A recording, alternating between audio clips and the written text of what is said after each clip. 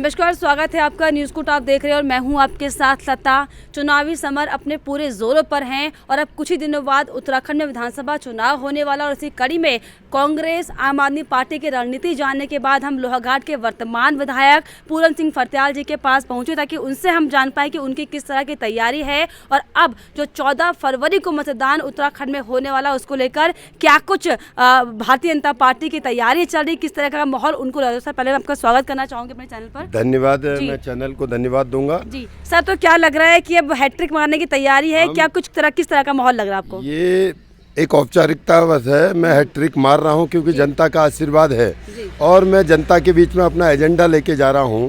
मैंने 2017 में जो कमिटमेंट जनता को किए थे वो पूरे किए हैं। मैं विकास कार्यों को लेके लोगों के बीच जा रहा हूं और लोगों में बड़ा जोश खरोश है और आगे भी जो रुके हुए कार्य हैं, जो लोगों की जनभावना है, उनके अनुरूप काम करने को लेकर मैंने उनसे अपनी बात रखी है। मैंने चाहे विद्यालयों का उच्चीकरण हो, चाहे स्वास्थ्य में हो, हर गांव में सड़क पहुंचाने का काम हो और कहने का मतलब पर्यटन के तौर पे यहाँ कोलीडेक झील का निर्माण हो, लंबित पड़ी हुई लोहाघाट नगर की नगर पंचायत को नगर पालिका में अपग्रेड कराने का मामला हो, यहाँ स्टेडियम बनाने का मामला हो और कहने का मतलब यहाँ डाइट बनाने का काम हो और पूरे क्षेत्र में जो पानी की किल्लत थी उसको पंपिंग योजना में, जैसे हमने पुल्ला में पंपिंग योजना मेरे कार्यकाल में अभी पूरी हो गई है, कोरा नदी पार्टी में पूरी हो गई है, इधर पाऊ में खैसकांडे में पूरी हो गई है, लोग पी रहे हैं और डुंगरा बोरा दिगाली चौड़ किमतोली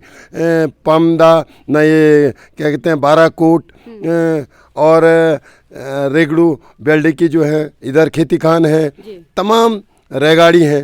पंपिंग योजना स्वीकृति की है जिसके टेंडर लगे हैं, ऑनगोइंग पाइपलाइन में है, उसका काम जल्दी होगा। जो लोगों के अनुरूप, जो लोगों की आशाएं थी, जो लोगों ने हम पे बात रखी थी, वो कमिटमेंट हमने किया था, वो हर कमिटमेंट हमने पूरा करने का काम किया है और जो सड़कें थी उनको पक्के करने का हमने काम किया है। सर, हालांकि पंपिंग योजना की आप बात कर रहे हैं, लगातार अलग अलग कई विकास के कार्य आपकी ओर से किए गए, लेकिन फिर भी सर कहीं ना कहीं कोई ना कोई समस्या यहाँ पर दिखाई पड़ रही है।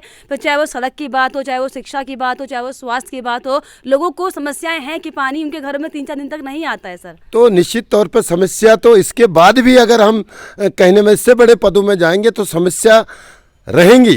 हर आज एक समस्या का समाधान किया, कल के दिन दूसरी समस्या आएगी। लेकिन मैं दावे के साथ कहता हूं कि मेरे 10 साल के कार्यकाल में जितने 50 सालों में काम नहीं हुआ, चाहे सड़कें है, पानी है, बिजली है, स्वास्थ्य है, वो लोगों के बीच में दिख रहा है। और जो समस्या है, आपकी बात है, वो निश्चित तौर पर वो समस्या कल के दिन 2 समस्या का समाधान करेंगे लोगों की। तीसरी समस्या, ये तो एक छोटे से घर अगर बनाते हैं तो उसमें आज ये टूट गया, किसमें रंग रुंगन हो गया, नई सड़कें, ये व्यवस्था होती है। लेकिन समस्या का हमने समाधान किया है और जनता को हम पे विश्वास है और केंद्र सरकार की मोदी जी के नीतियों पे विश्वास है। वो देश में लोगों के लिए भले काम कर रहे हैं। जो जन कल्याणकारी योजना है, उत्तराखंड में पुष्कर धामी ने जो जन कल्याण योजना बनाई है, उसमें केवल जनता के बीच में भारतीय जनता पार्टी और पूरन सिंह फर्त्याल भारतीय जनता पार्टी का प्रत्याशी नजर आता है। ये 14 तारीख को एक औपचारिकता है, लोग मतदान का इंतजार कर रहे हैं और भारी समर्थन से हम लोग विजय होंगे और हैट्रिक लगेगी। लेकिन कांग्रेस पार्टी के नेता तो ये कह रहे हैं कि आपने सिर्फ और सिर्फ 5 साल जो है वो जौलजीबी और टनकपुर का जो मसला था उसमें बता दिया, कुछ काम नहीं किया। ये तमाम आरोप विपक्षी पार्टियां लगा रही है। आपने ये बहुत अच्छा क्वेश्चन किया, मैं फिर नहीं छेड़ना चाह रहा हूँ। टनकपुर जौलजीबी का जो मेरा क्वेश्चन था, इसको आप बहुत हाईलाइट करें। मैं आज भी ऑथेंटिक बात कह रहा हूँ कि उस मामले में कांग्रेस सरकार ने 2016 में 24 घंटे के अंतर्गत किसी फर्म को टेंडर दिया था और उसमें फर्जी प्रमाण पत्र लगे थे। मैंने 5 फर्जी प्रमाण पत्रों की रिटर्न में शिकायत माननीय मुख्यमंत्री, तत्कालीन मुख्यमंत्री, पूर्व मुख्यमंत्री को की थी। उसी के आधार पर जब जांच बैठी तो उसमें 17 प्रमाण पत्र फर्जी पाए गए और उसके बाद वो टेंडर डिसमिस हुआ। डिसमिस होने के बाद उसका काम बंद हुआ और वो बंदा आर्बिट्रेशन में गया। आर्बिट्रेशन जीतने बाद पूर्व मुख्यमंत्री त्रिवेंद्र सिंह ने जो है उसमें अपील तक नहीं की। 90 दिन का टाइम अपील का तक निकाल के एक पैचअप करने के बाद वो मेरी नाराजगी थी, मैंने उठाया। उसमें आज कम से कम 50 करोड़ का घोटाला है और कहने का मतलब है, सीएजी की रिपोर्ट आप देख लीजिए, 4 या 5 फरवरी या मार्च की जब गैरसैंण में था, सीएजी की रिपोर्ट आई है कि इसमें बहुत तगड़ा घपला है। वो सरकार और ठेकेदार का पैचअप होने के कारण ही मैं सरकार के खिलाफ नियम 58 में भी लाया था। मेरा लड़ाई व्यक्तिगत अनुकूल जॉर्ज भी नहीं है, मेरी लड़ाई भ्रष्टाचार की है। वो व्यक्ति उस टाइम हमारे मुख्यमंत्री पूर्व त्रिवेंद्र सिंह रावत को कैसे मैनेज करा, क्या करा, उनका व्यक्तिगत मामला है। उनने पुनः उसको बहाल कर दिया, अपील तक नहीं करी, और वो लोगों को गुमराह कर रहे हैं कि सुप्रीम कोर्ट से हम जीते हैं, जबकि वो सीजीएम के यहाँ भी जाने के बाद और उसका जो आर्बिट्रेशन का फैसला उसके पक्ष में आया, और सरकार ने, न्याय विभाग ने उसमें परमिशन दी कि आप अपील करें, लेकिन सरकार ने अपील नहीं की। इसीलिए हमारे पूर्व मुख्यमंत्री त्रिवेंद्र सिंह के साथ खटास भी रही है, और उसमें आज के डेट में भी सड़क कट रही है। मैं सड़क का विरोधी नहीं हूँ, आज भी दोबारा जांच होगी तो ठेकेदार, उसके पार्टनर सभी सलाखों पर जाएंगे। उसमें 17 प्रमाण पत्र फर्जी पाए गए और 15-16 लोग रिवर्ट हुए। अगर मेरी शिकायत गलत थी तो 17 लोग रिवर्ट क्यों हुए, किसी की पेंशन क्यों रुकी? तो केवल एक आर्बिट्रेशन का उसका एक क्लेम केस होता है, आर्बिट्रेशन कोई बहना, उसके खिलाफ सरकार को अपील करनी चाहिए। सरकार ने अपील नहीं की, तो बड़ा दुर्भाग्यपूर्ण था त्रिवेंद्र सिंह का फैसला। इससे ही नाराज होके मेरा तो उनसे बोलचाल भी साल भर बिल्कुल ख़त्म हो गया था कि मैंने कहा जब आपने मेरी शिकायत पर किसी टेंडर को, हाँ, एक टेंडर अगर डिसमिस किया तो क्या मेरी शिकायत पे किया या उसमें वास्तव में घपले थे? उनने कहा घपला था, तब मैंने डिसमिस किया। आज उसको पुनः बहाल किया गया। उनने कहा कि ये तो राष्ट्रीय हित में है, सड़क बननी है। मैंने कहा मैं सड़क का विरोधी नहीं हूँ, क्या उसी को बहाल करना फिर भ्रष्टाचार को बढ़ावा देना नहीं है? तो ये मेरा मुद्दा था, और विपक्ष का मामला, उनके सभी भाई इसमें पार्टनर हैं। इसकी कल के दिन भी अगर पेपरों की जहाँ सड़क कट गई है, अगर मैं आज भी दावे के साथ ऑन रिकॉर्ड ये कह रहा हूँ, उसमें 17 प्रमाण पत्र फर्जी हैं। अब जहाँ 20 लाख का था उसके 2 करोड़ करे हैं, कहीं 3 करोड़। जो कागज अपनी जगह है, एविडेंस मिटा नहीं सकता। सड़क कल के दिन बन जाएगी, लेकिन वो अपने तालमेल, जुगाड़, पैचअप करके पूर्व मुख्यमंत्री के साथ उनने, कहने का मतलब, इसको करा है। और निश्चित तौर पर इनके तो और भी इतने घपले हैं क्षेत्र में। व्यक्तिगत कहीं लेना नहीं चाहता हूँ।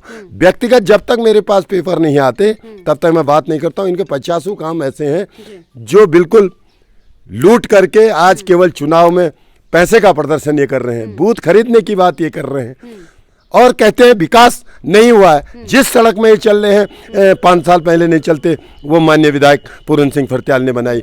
जहाँ पर स्कूलों का 1500 जिनके बच्चे पढ़ रहे हैं वहाँ उच्चीकरण उनने किया। इधर पर कहने में मतलब झील का निर्माण है, ये आपके सामने दिख रहा है। उच्चीकरण नगर का हुआ दिख रहा, हॉस्पिटल CSC अपग्रेड हुआ है वो इनको दिख रहा। या तो सर अस्पतालों में डॉक्टर नहीं इलाज करे, ऐसी तमाम शिकायतें बार बार यहाँ पर सामने। आप उनसे ये पूछिए कि जब मैं नहीं था उसमें 2 डॉक्टर हैं, आज 15 हैं, आप मुआयना करिए।